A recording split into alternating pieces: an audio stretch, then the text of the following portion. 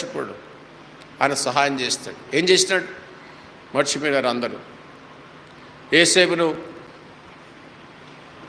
కోసేపు జ్ఞాపకం పెట్టుకున్నారు, తల్లిదండ్రులు కూడా ఏడ్చినారు, మర్చిపోయినారు. అన్నదమ్ములు అయితే మొదటనే మర్చిపోయినారు.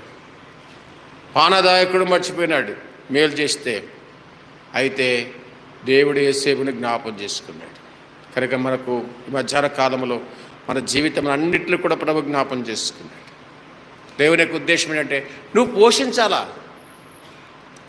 ఇతరులను కూడా పోషించాలా, అందరినీ కూడా పోషించాలా. నీ రెమ్మలు గోడ మీదకి ఎక్కాలి, వ్యాపించాలి. నాకు 7 మంది పిల్లలు. 7 మంది పిల్లలైతే ఒక అమ్మాయి చనిపోయింది. చనిపోతే నేను ఎప్పుడు అనుకుంటా ఉంటాను, ఆ అమ్మాయి కూడా బ్రతుకుంటే బాగుండు కదా, బ్రతుకుంటే బాగుండు. ఎందుకంటే ఒక అమ్మాయి గోడ మీదకి ఎక్కి వ్యాపించింది, మన స్టేట్ దాటి వెళ్ళిపోయింది, మన రాష్ట్రంను దాటి వెళ్ళిపోయింది, బీహార్లో సేవ చేస్తుంది నా కూతురు. ఈ అమ్మాయిని కూడా ఏ ఒరిస్సాకో పంపించేవని కదా అనిపించేది నాకు.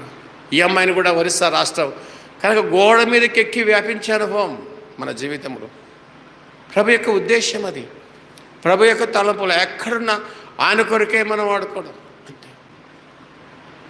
చాలామంది అన్నారు, నీ ఒక్క కూతురయ్యా, ఏకైక కూతురును అంత దూరం పంపించినావు బీహారు, అందులో ఆ బీహార్లో సువార్త చేయడం అంటే చాలా కష్టం, అటువంటి స్థలం పంపించినావంటే మీకైతే కష్టంగా ఉంది కాదు, నాకైతే సంతోషంగా ఉంది. నా బిడ్డ ప్రభు సేవలో మరి అనేక దూర ప్రాంతంలో పరిచయం చేస్తావు. అవును, దేవుని ఉద్దేశం మన విషయంలో అంతకంతకు వ్యాపించాలా, అంతకంతకు మనము వృద్ధి పొందా. దేవుని యొక్క ఉద్దేశం ఏమంటాడు?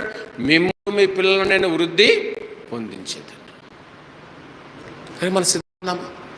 ప్రభా ఎలాగైనా సరే నా జీవితంలో నేను సిద్ధంగా ఉన్నాను, ఏ పరిస్థితికైనా వెళ్ళటానికి సిద్ధంగా ఉన్నాను అనటానికి ఇష్టపడతామా? అది మన జీవితాల్లో చాలా ప్రాముఖ్యమైనది. మనం ఏంటంటే దేవుని యొక్క చిత్తానికి, దేవుని యొక్క ఏర్పాటుకి ప్రతి మనం ఒప్పుకుంటాము. దేవుడు మన ఆశ, నా కూతురు నా దగ్గరే ఉండాలా, అవసరమైతే అల్లుడు కూడా నా దగ్గరే ఉండాలా, ఇది మన సావు. చూసా?